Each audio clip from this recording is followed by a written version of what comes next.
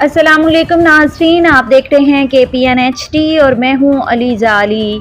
गुज़िश्ता रोज़ वज़ीर-ए-आज़म आज़ाद जम्मू कश्मीर सरदार तनवीर इलियास खान के दौरा दीरकोट को अवामी हलकों में ज़बरदस्त पज़ीराई मिली। मुजाहिद अव्वल सरदार अब्दुल क़य्यूम खान साहब मरहूम की बरसी पर वो साबिक़ वज़ीर-ए-आज़म सरदार अतीक अहमद खान, राजा फ़ारूक हैदर और हुर्रियत लीडर सैयद यूसुफ नसीम साहब की मौजूदगी में पाकिस्तान के साथ वाबस्तगी और इंडिया से नफरत समेत रियासती अमूर पर दिल खोल कर बोले।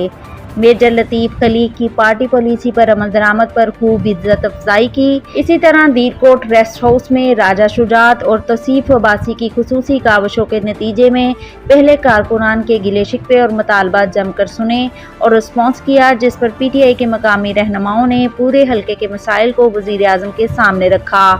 मतीउर रहमान अब्बासी और वज़ीर-ए-आज़म को बरकियात के मुलाज़मीन की मुश्किलात और दीगर अहम मसाइल के बारे में आगाह किया गया, जिस पर वज़ीर-ए-आज़म ने हदायत जारी की। इसी तरह सुलेमान सईद की तहरीक पर MNCH के ड्राइवर्स के मसाइल पर भी वज़ीर-ए-आज़म ने हदायत जारी की।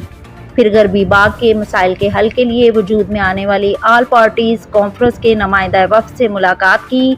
इस मौके पर वज़ीर-ए-आज़म ने कहा कि गरबी बाग की अपर बिल्ट और लोअर बिल्ट की तमीज़ किए बगैर अवामी मुतालबात के मुताबिक हुकूमत इक़दामात करती जाएगी। मसाइल का अंबार है और वसाइल महदूद हैं। गरबी बाग अपना है, इसलिए महरूमियाँ दूर करने के लिए महज झूठे ऐलानात और वादे नहीं करता, बल्कि जो मुमकिन होगा वो लोगों को अमलन होता हुआ नजर आएगा। वज़ीर-ए-आज़म सरदार तनवीर इलियास खान। मज़ीद न्यूज़ अपडेट्स के लिए देखते रहिए KPN-HD।